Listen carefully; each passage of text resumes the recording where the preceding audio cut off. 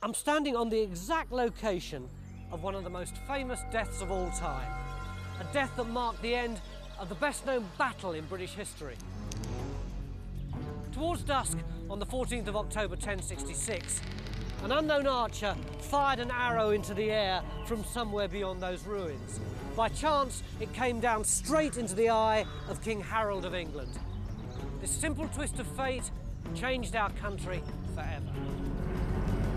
As a result, a horde of Normans led by William the Conqueror marched in and removed a whole way of life.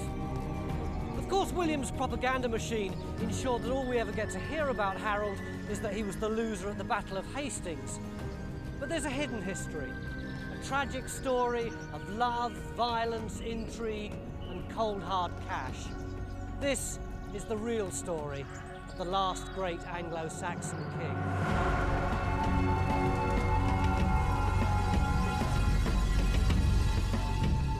Tracking down the facts of Harold's hidden history means embarking on a quest across the length and breadth of Britain and over to the continent. Only by making this journey can we see how the events of his life conspired to set him on a countdown to the last fatal moment.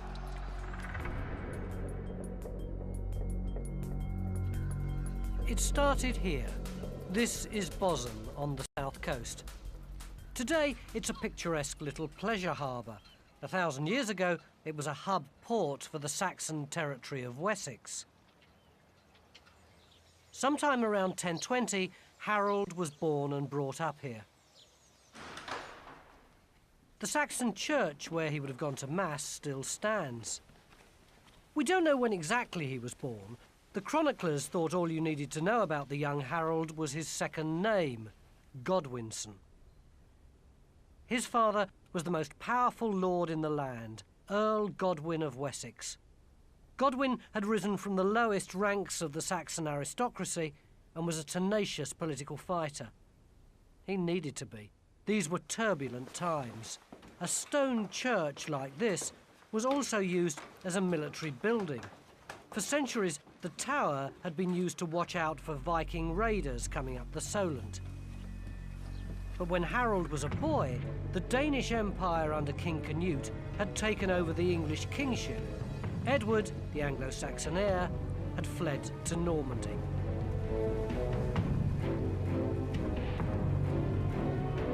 Earl Godwin had survived the takeover, marrying a Danish woman and giving his 3 oldest sons Scandinavian names: Sweyn, Harold, and Tostig.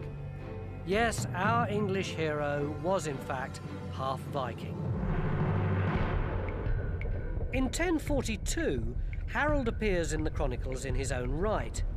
In his early 20s, he got his first taste of power when the Danish Empire ended and the ancient English royal line was restored. Edward, who's known as the Confessor, returned in triumph from exile in Normandy.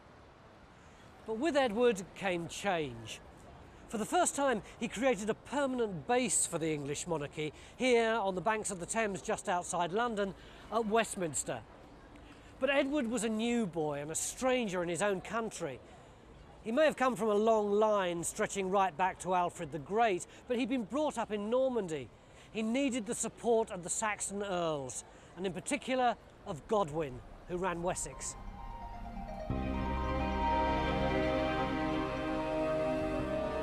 Edward bought Godwin's support.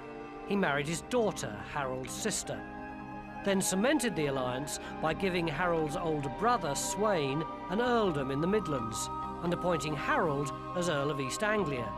It made the Godwins the most powerful family in the land.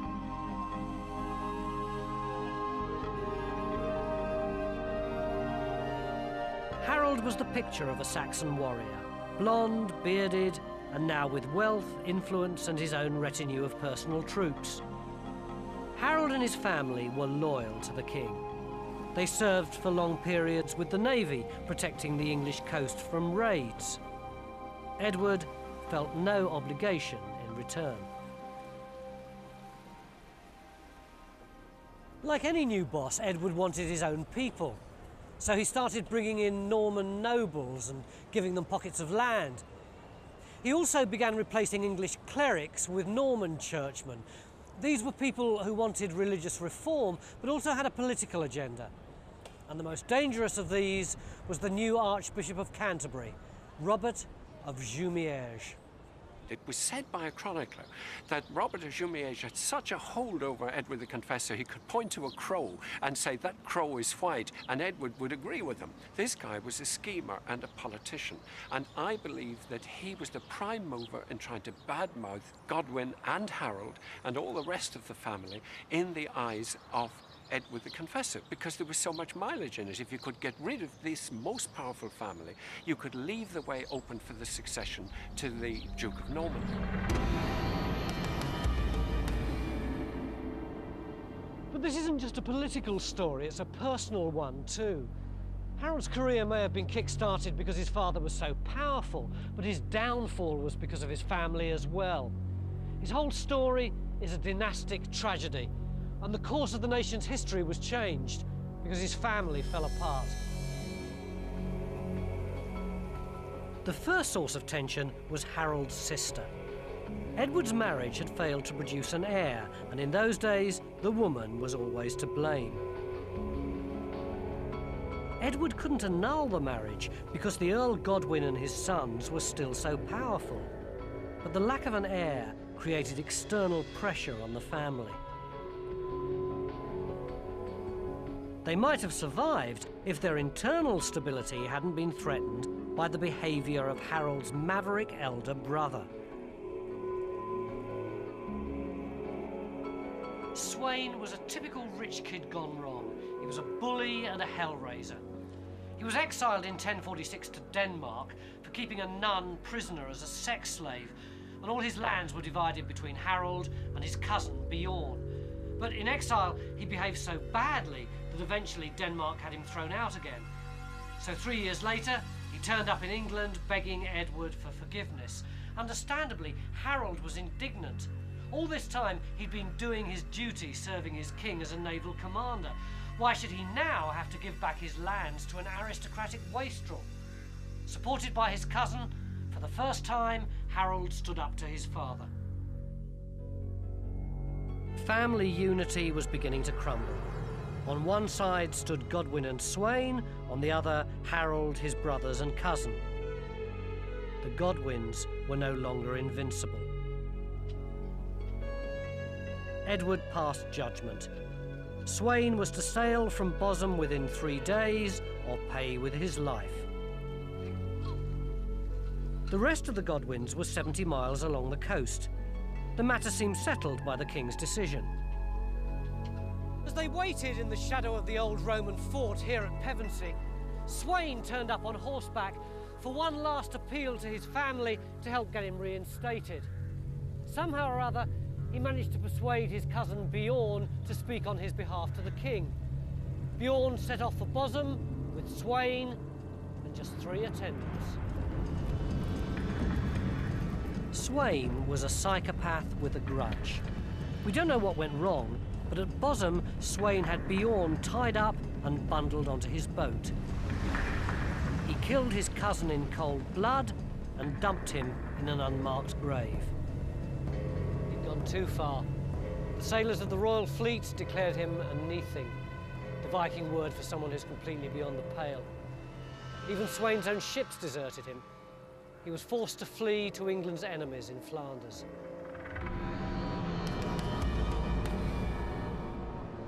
In spite of this universal condemnation, Earl Godwin lobbied for Sweyn's return.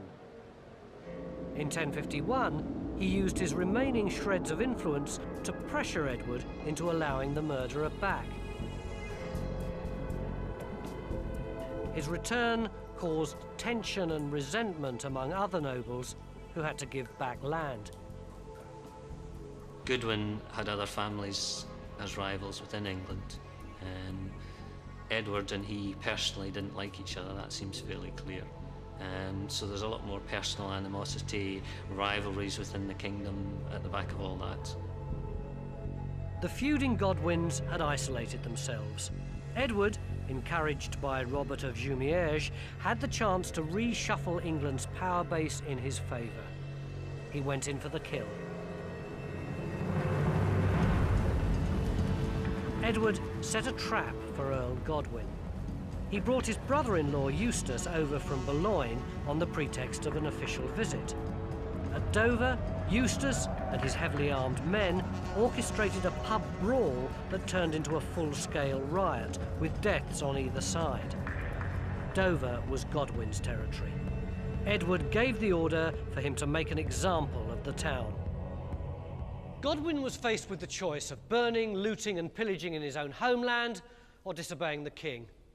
He chose rebellion and rallied his sons to try to persuade the king to change his mind at an emergency summit. But Edward had the support of the other barons, and when he refused to give the Godwins safe conduct to the meeting, they were forced to flee from the country. The Godwin family sailed into exile. Harold's career seemed over. But Edward had underestimated the effects of this shift in the balance of English power. The rest of the earls realised that if the king could oust the most powerful family in the land, no one was safe.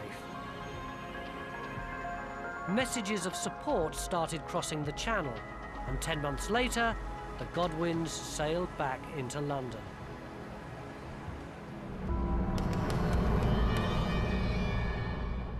Harold and his father moored here at Southwark on the south bank of the Thames. Edward faced them across the river.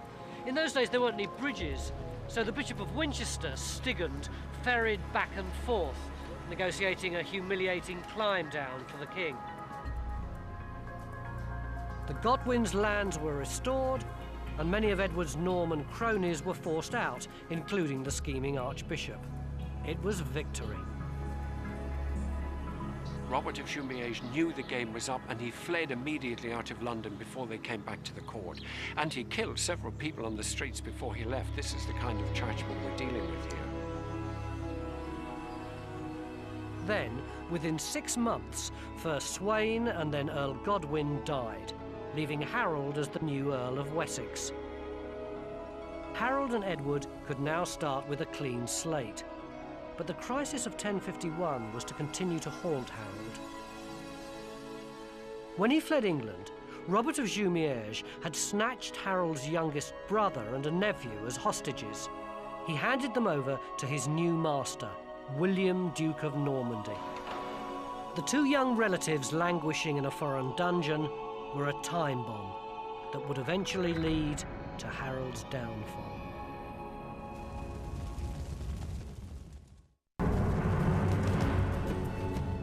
Harold Godwinson had survived exile and crisis to become the most powerful earl in the kingdom. As Edward the Confessor's right-hand man, he commanded the army. He was about to face his first challenge. The Welsh were threatening to invade England.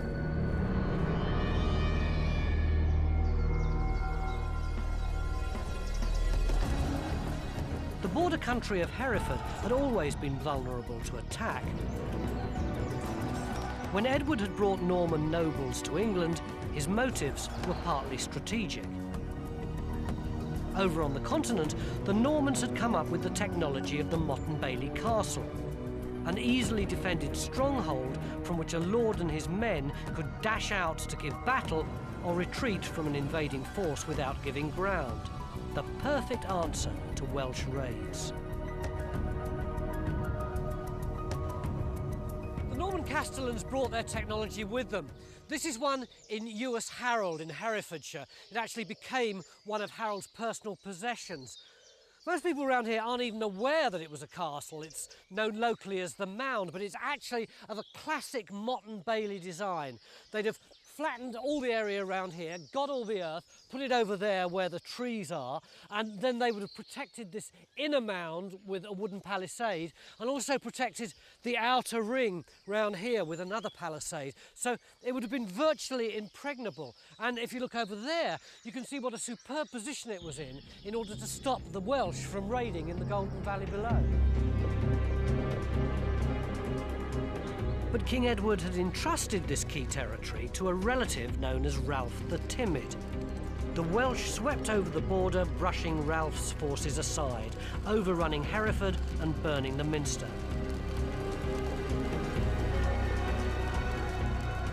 there was only one man to deal with the crisis: Harold. The Welsh campaign proved Harold's worth as a politician as well as a soldier. If you go to Hereford today, you can still see Harold's legacy in the layout of the old city. He negotiated a deal, giving land in return for a withdrawal from Hereford. He then set about strengthening the town, building moats and city walls.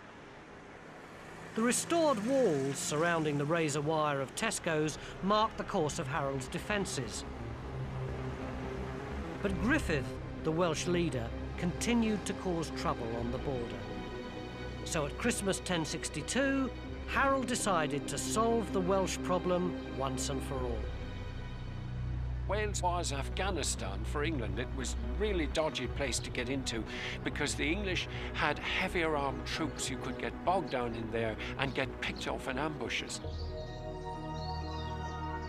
Harold came up with a radical solution, the Saxon equivalent of a commando unit.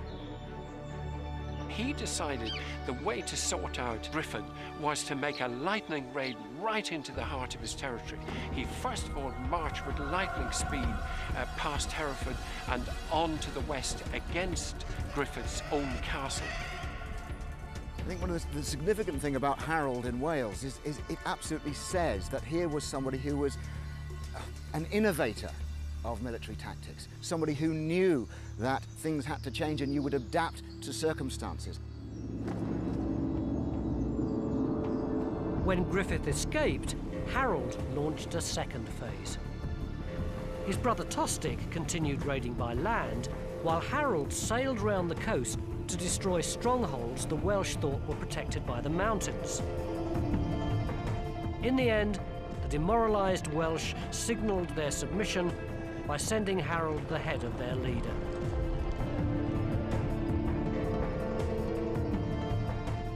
Harold was proving invaluable to King Edward, and he reaped the rewards of his position. His role as Earl of Wessex gave him estates throughout southern England. His Welsh success gave him land on the border as well. He was the equivalent of a multi-millionaire, and he lived the life. He loved the sport of hawking, which had the same sort of cachet as polo does today. He was famous for taking a hawk everywhere he went, and had Europe's finest collection of books on the subject. An 11th century man of means was expected to have a suitable wife, and Harold was no exception. Edith Swanneck was noted for her beauty. What was unusual for the time is that they also had a genuine relationship which lasted till Harold died. As far as we can see, Harold had one of the real relationships of medieval history. There were probably others we don't know about, but certainly we know that Harold and Edith Swanneck were a very happy, if you like, a certain love affair. In other matters, Harold followed the customs of the age. Rich men had a duty to fund religious institutions. Founding a church or abbey enhanced your earthly reputation and brought credit in the afterlife. King Edward, for instance, was spending a fortune on an abbey near his new base at Westminster. Harold picked a project to rival the king's. He believed he'd been cured of some kind of paralysis when he'd prayed at the shrine of the Holy Cross at Waltham in Essex. It was here that he built Waltham Abbey, which gave its name to the town. Today's church is half the size of the abbey in its heyday. Harold lavished money on the project, bringing back highly prized relics from trips to the continent, and providing costly fixtures such as a gold and marble altar, gospel books with silver covers, and a famous vestment embroidered with 8 kilos of gold thread. But just when it seemed that Harold had it all, he made the worst mistake of his life.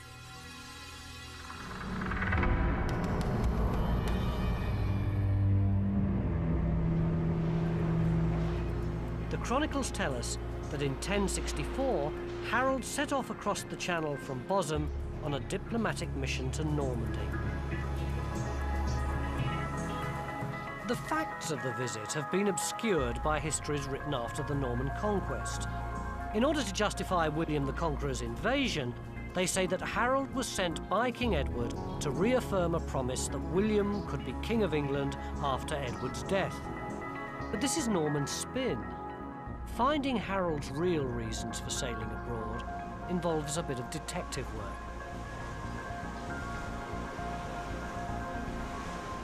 The official Norman version is this.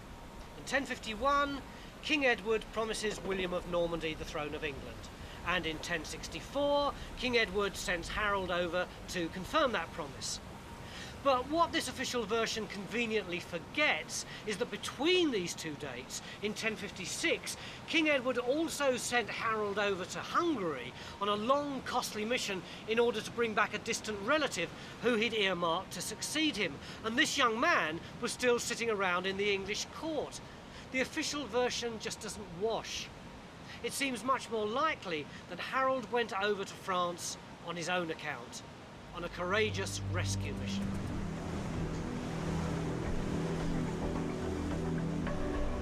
The hostages were the reason for Harold actually making his journey to Normandy.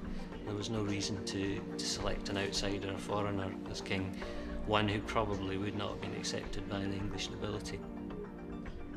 When Robert of Jumièges had fled back to the continent with Harold's relatives, he'd encouraged William of Normandy to believe that he'd been promised the English throne by Edward. 12 years later, Harold goes on what he thinks is a straightforward mission to negotiate the release of his brother and nephew, but he doesn't know about the promise to William. He wasn't aware of the fact that William was ambitious to take control of England and was therefore waiting to exploit any opportunity to do so. Harold basically walked into a trap. To find what happened next, you have to come here to Bayeux in Normandy to see a document made within a decade of Harold's visit. This is where Harold's history starts to be told, not just in chronicles written down by monks, but in the first comic strip ever, the Bayeux Tapestry. It's an extraordinary piece of work. If you've only seen reproductions, you haven't got any idea of its scale or the detail of the embroidery. It's 17 metres long. It was originally commissioned to be hung in the nave at the cathedral here in Bayeux. And who made it? English seamstresses at Canterbury. The tapestry shows that things went wrong for Harold from the start. He was blown off course, made a forced landing up the coast, and was taken captive by the local baron. The man who came to the rescue was William, Duke of Normandy. Harold was safe, but his bargaining power was destroyed. He now owed his life to the man who was to be his downfall at Hastings. Harold was out of the frying pan and into a blazing inferno. In the year 1064, Harold Godwinson set out on a mission to rescue his brother and cousin who'd been given as hostages to William, Duke of Normandy. But his stay soon turned into something much more complicated and sinister.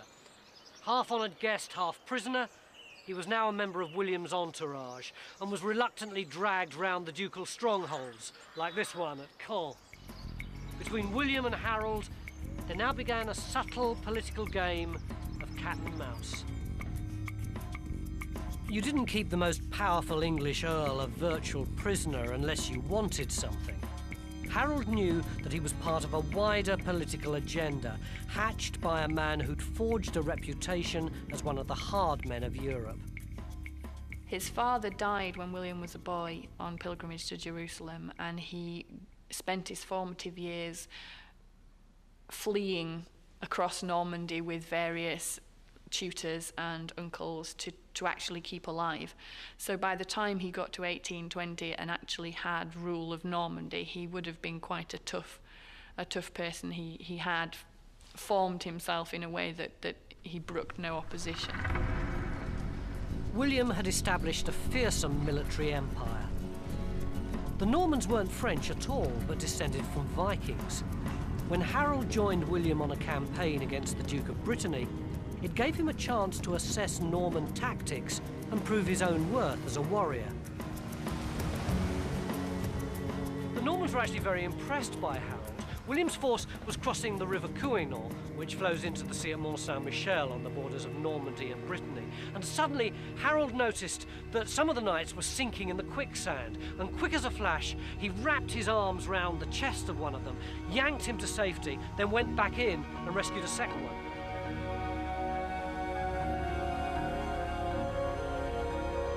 Harold's reward was being knighted by William, a double-edged sword that involved pledging obedience to his new lord.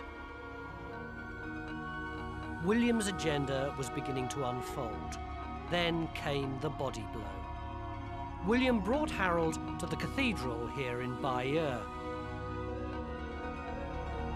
He demanded that Harold take a solemn oath sworn on sacred relics to support William's claim to the throne of England. Harold was under duress and swore with the 11th century equivalent of crossed fingers. Breaking an oath was monumental, and as far as William was concerned, Harold was bound by it. Harold swore the oath, but in the full realisation that that was the only way he would escape, but knowing that he had no intention of actually supporting it later on. Harold returned home knowing that his perjury would come back to haunt him. But even as he returned, another nail was being prepared for his coffin. There was trouble again from within his own family. Harold's next brother down, Tostig, was Earl of Northumbria, governing the whole of the north of England. The region was wild and uncivilized, but it did have advantages. The Northumbrians paid half as much tax as anywhere else in England. Then Tostig made the fatal error of trying to put this right with a tax hike. Harold and his brother would have known Lady Godiva. But unlike us, who only remember that she rode through Coventry in the nude, they would have remembered her famous ride as a tax protest to try to persuade her husband, the Earl of Mercia, to reduce the burden on his oppressed people. Tostig might have been well advised to follow Godiva's example, but he didn't. In one fell swoop, he doubled Northumbria's taxes. The king agreed, but the people of Northumbria didn't. On the 3rd of October 1065, local nobles stormed Tostig's stronghold in York, looting his armoury and killing his men. They marched south, demanding a change of governor. Ironically, they wanted Lady Godiva's grandson instead. The rebels had got as far as Oxford when Edward put his top man on the case to negotiate. What Harold heard presented him with a dilemma. The choice was a civil war that would fatally weaken England, leaving her open to attack from William of Normandy, or abandoning his own brother. Harold chose country over family and recommended that Edward give the Northumbrians the leader they wanted. Tostig was outraged. He went into exile, vowing revenge on a brother who'd become his arch enemy.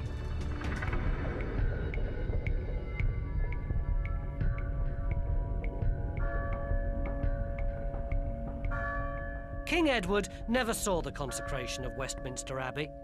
The nobility who'd gathered for the grand opening were to witness a far more important drama. Edward had fallen sick on Christmas Day. He swiftly deteriorated and died on the 4th of January.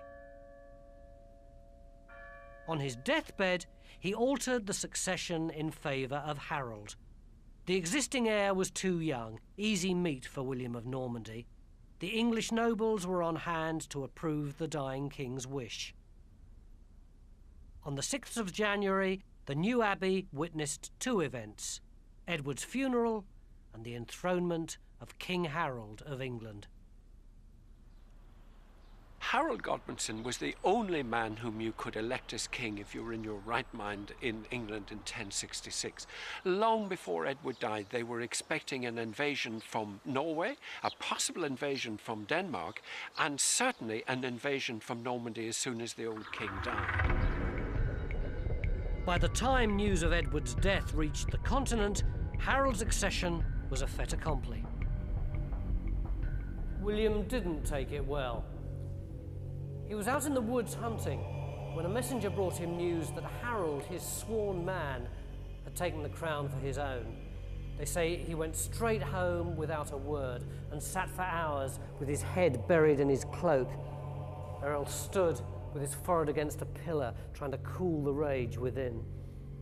Then, when he'd recovered enough to speak, he called a council of war.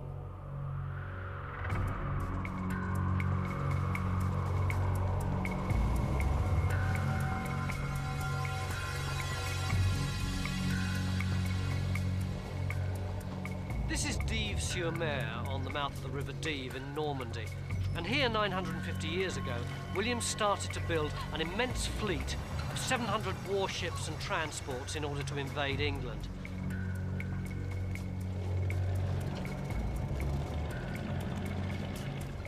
It was warfare on an industrial scale. They'd have chopped down around 60,000 trees and employed about 8,000 men. But more than that, the support structure to raise the cash and feed and water the workers would have involved everyone in Normandy. When William awoke from his rage, no one was left untouched. The church at Dives has a list of all the nobles who sailed with William, but initially he had trouble recruiting.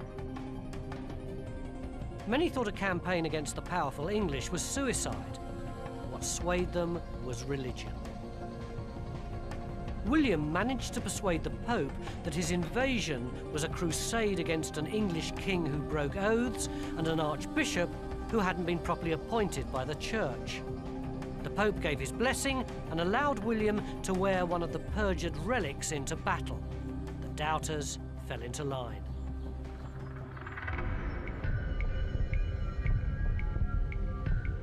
Harold called out the English reserve and stationed them along the south coast. All summer they waited, while adverse winds prevented William's armada from sailing. Eventually, Harold disbanded the troops so they could go and get on with the harvest. And as soon as he did so, it came. An invasion. But not from the south. Harold's brother Tostig was out for revenge. Tostig had already had one disastrous solo attempt, but now he joined his meagre force of 12 ships to the mighty fleet of the giant Viking, Harold Hardrada.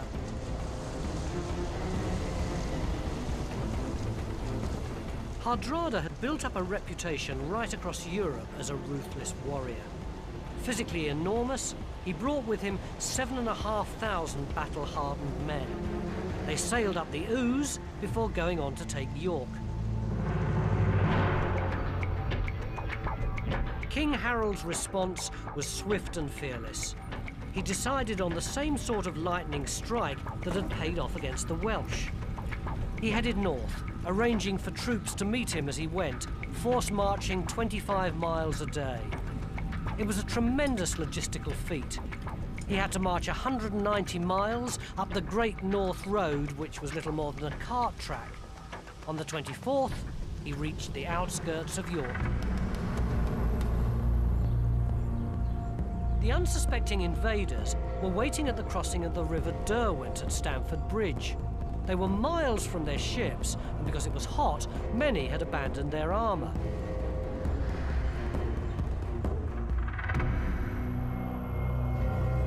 At dawn, Harold marched on York.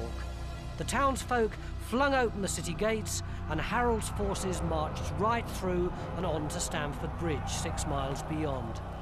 As Harold arrived on the horizon, the invaders saw the Saxon weapons glittering like a field of broken ice.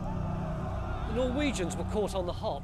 Quickly, they moved back to the far side of the bridge to give themselves the chance of forming a decent defensive formation. The story goes that the entire Saxon advance was held up by one fearsome Viking who held the bridge single-handedly, killing 45 men until a crafty English spearsman waded out into the river and thrust upwards into the unprotected area underneath his chain mail.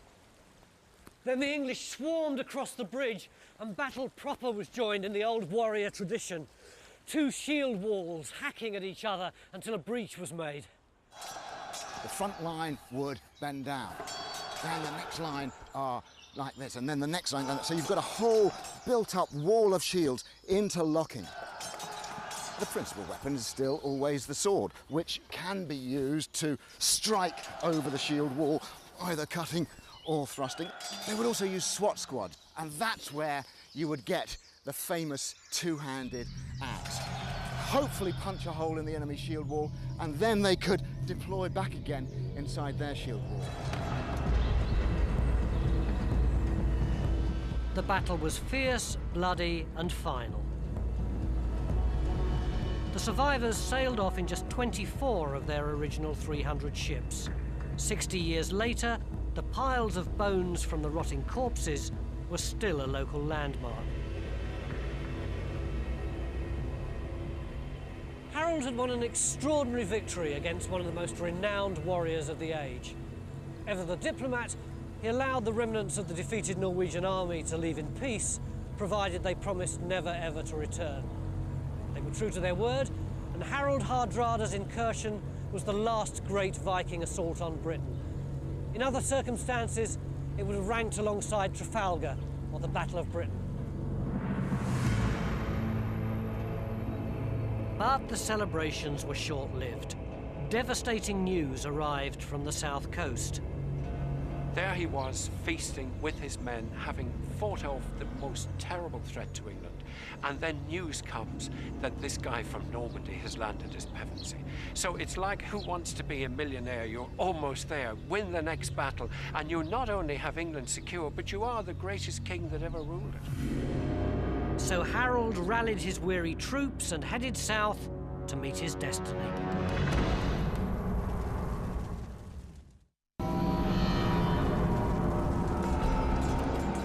At Stamford Bridge, King Harold had pulled off one of the greatest victories in British history. But 3 days later, William of Normandy landed at Pevensey, 250 miles to the south. Harold had another mountain to climb. William swiftly decided that the Pevensey marshlands were indefensible. He moved to the hilly country near Hastings. The next day, news reached him of Harold's great victory. Not wanting to make the same mistake as Hardrada, William decided to dig in near his ships and ravage the nearby countryside. The Bayeux Tapestry gives the first ever portrait of the effects of war on civilians. A mother and child flee as refugees from their burning home.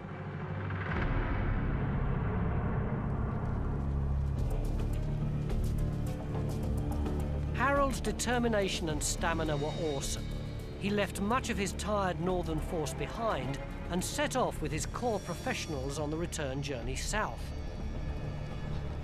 It's likely that William knew Harold Hardrada was setting out for the north of England, and although accounts will tell us that the winds didn't allow them to sail from Normandy when they wanted to, in actual fact they didn't sail until September, and that was a long time to wait for the winds. It's likely that William chose to wait, knowing that there would be an attack from the north, and then he knew already that the troops would have been weakened. Harold rendezvoused with what reinforcements he could muster at a local landmark known as the Hoary Apple Tree. The next day would change its name forever to battle.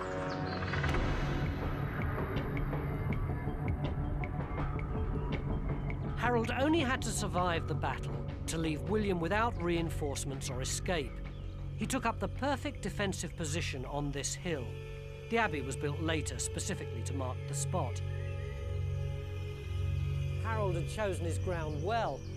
He lined his men up for about 200 metres in each direction. This wall was built to echo that formation. A shield wall, 4, 5, even 6 men thick. The king and his knights rode to the battle, but when they got here, they got off and took their place in the wall along with everyone else.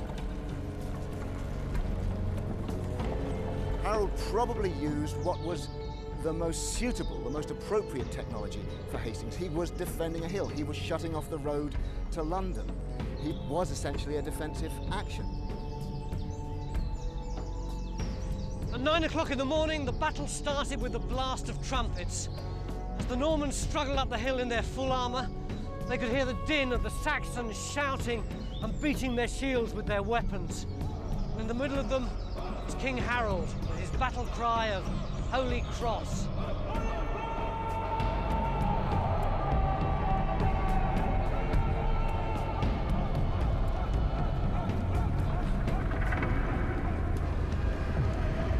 First William's infantry, then his cavalry, broke against the shield wall like waves against a jetty.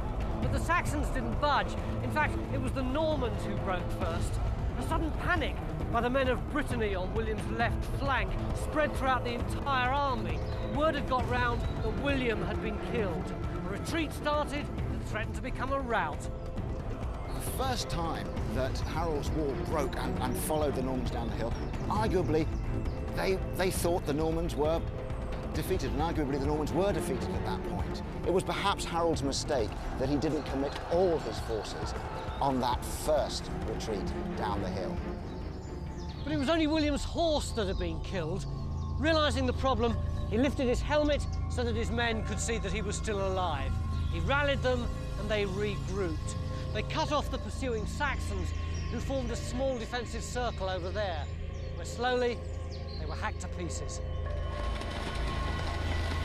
Because the horses were able to turn quickly and come back onto those men and wipe them out, maybe William then saw the advantage of this, because time and again, William used it that afternoon and late into that evening.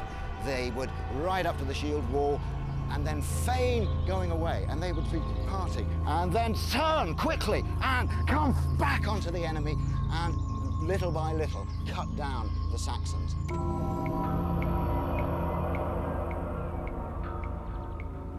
In the 11th century, battles used to go on for 2 hours at most, but here they were, still fighting after 9.5 hours. And Harold was so close.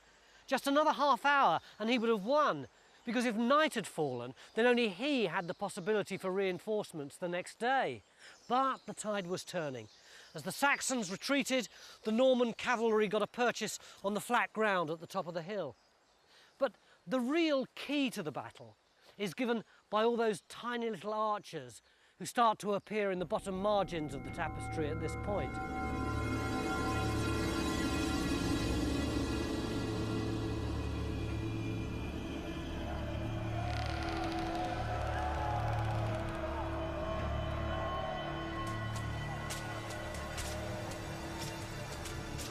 It was one arrow that really made the difference. When Harold was critically wounded in the eye, the Saxon cause was lost. The arrow didn't kill him. We know that this is Harold with the arrow in his eye, his name's printed overhead. But other accounts tell of cavalry riding in to finish him off. It seems that this whole scene is a storyboard. This is Harold, but so is this. And if you think that the falling figure having his leg cut doesn't have an arrow, look again. The stitching's been removed sometime in the last 900 years. You can see the holes where the arrow once was. Harold's body was mutilated. The chronicles say his head was cut off, all of his right leg and half of his left. Anything of value was stripped from the corpses, who were left naked to rot, or in the case of the wealthy, to be rescued for burial. The next day, this whole area was covered with hacked and dismembered corpses, stripped of their armour by bounty hunters. It was impossible to tell which one was Harold's, until Edith Swanneck, searching among the bodies, found him here. She identified him, according to the chroniclers, by certain marks on his body, presumably the intimate knowledge of a lifetime's love. Harold's mother offered his weight in gold for the corpse, a final proof of the Godwin's wealth. But William refused. The last thing he wanted was a Saxon cult building up round Harold's shrine. The earliest accounts say that William buried Harold by the sea, but later tradition says that his body was taken to his own great foundation at Waltham Abbey. And that became the accepted burial place of the last Anglo-Saxon king.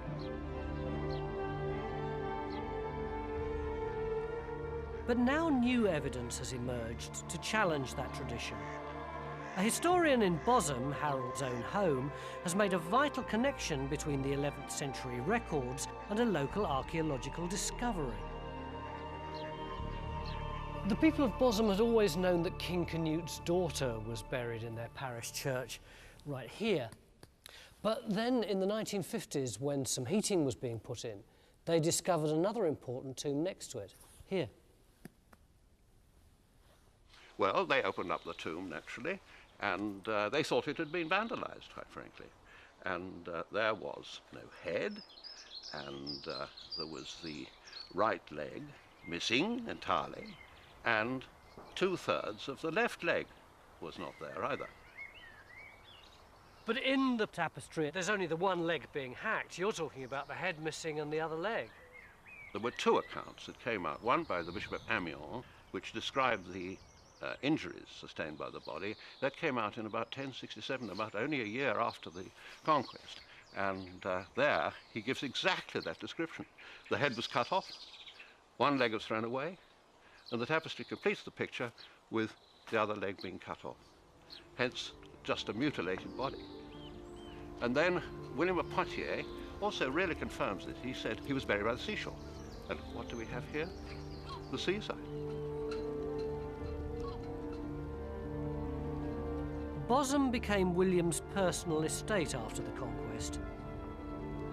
Here he could make sure that the grave didn't act as a focus of political discontent, while he set about the business of wiping out the Saxon aristocracy, introducing a new culture and a new language, and blackening the name of the defeated Saxon king.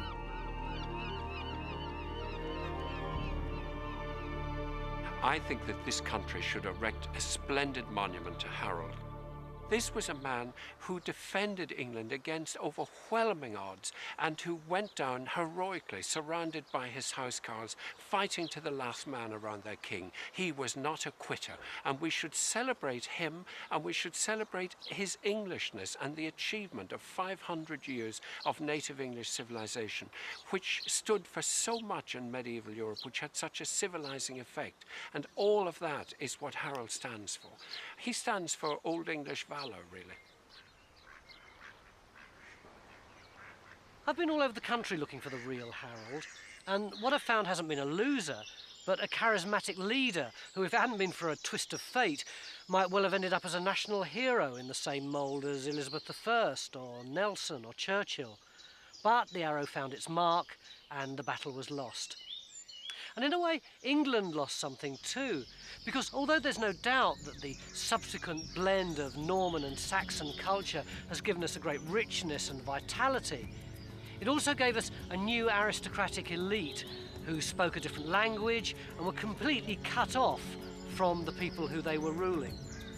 And 1,000 years later, that social gulf is still taking a long time to bridge.